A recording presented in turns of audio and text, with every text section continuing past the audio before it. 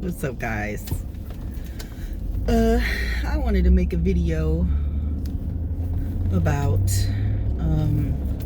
mindfulness coming out of like a suicidal mindset. Basically, there's a lot of energies and densities and earth and the whole cosmos is working really hard to just kind of clear a lot of that out of everything right now.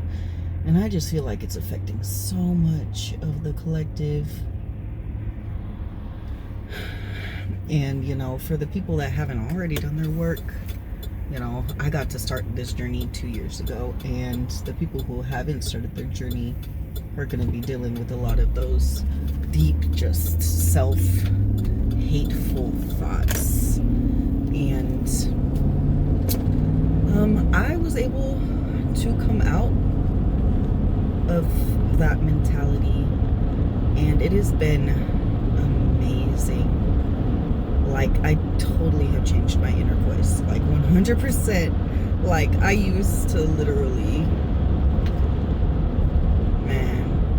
like, I'd be in a ball on the floor, like, why the fuck do I even need to be here? Like, damn, I wish I didn't have these kids so I could fucking kill myself. Like, and sorry, trigger warning. But, that was just where my mind was from, the conditions I was raised in and the conditions I had allowed myself to stay in for too long, and just beliefs that I picked up unknowingly. And I don't think while we're in survival mode, we're really aware of how much, like, other people's beliefs that we allowed. Like, because when you're little, like, you don't really question shit, so you pick up beliefs and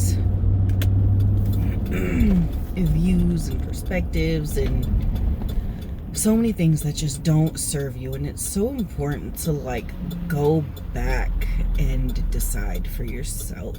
Like, I am an extension of the motherfucking universe. Like, I am not worthless. I don't need to do anything to be worth anything. I'm worth everything. Just being. And it,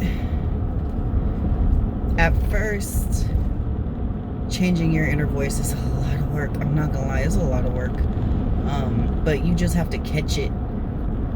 You have to catch it. Like, oh, I'm talking to myself negatively right now. Like, where is that coming from? Like, when did I pick that up and allow myself to believe it? And just getting to the root of it. And, that's shadow work. Shadow work, mindfulness, so catching yourself when you are telling yourself a negative narrative is super important. And, you can kind of just, like, counteract it with something else also. But you do need to go in and figure out where that core belief is stemming from too. But you can't do that wherever, whenever. So, in the meantime, like, when you're just going through your day and whatnot, just counteract it. Like, shut the fuck up. Like, I literally used to tell them, like, stop. Why are you speaking to yourself this way? I used to literally have to just cut my own thoughts off. Like, no? Like, why? And then come up with, like, the other end of, like, that stick. And tell yourself that instead. Like, oh my gosh, I'm so lazy. I haven't done anything yet today. Blah, blah, blah, blah, blah. Instead of that end of the stick, you could choose the other end of the stick, which is, I'm doing my best in this moment. And telling yourself that maybe you are being lazy, but telling yourself that is going to encourage you and motivate you and put you in a better mood to where you can get up and do stuff. Like, you're never gonna be able to do the things you want to do and be the person you want to be from a place of hate.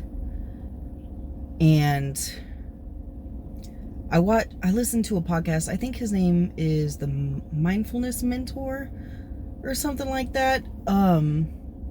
And that was very perspective changing to me, because he said the same thing. He said, you're never gonna lose weight or do this or do that from any place other than love. I mean, yeah, you could do it out of spite, but that's not gonna be healthy. So if you're doing it out of a place of love, it's going to be authentic. It's going to feel good. Like, I used to be horrible. I mean, I'm still kind of not great at it because, well, I don't want to make excuses, but I'm still not super great at it. But I used to be horrible at keeping up with my house and everything. And I wasn't where I wanted to be, like, weight-wise. And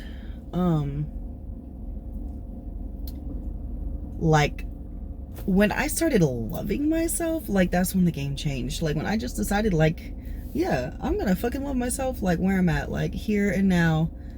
I love myself. Like, my body has gotten me through so much. Like, my body literally allows me to walk on this earth and breathe. And that's another thing, coming into your breath. Oh, that's a whole nother video though. But just doing everything from a place of love. Like, I love myself, so I'm going to go to the gym and work out because I want to give my body the exercise it needs. Or I'm going to eat this food that maybe it's not fucking fried chicken and whatever I want to eat, but it's gonna nourish my body and it's gonna make me feel good, and I'm not gonna regret eating it later. Doing those things from a place of love.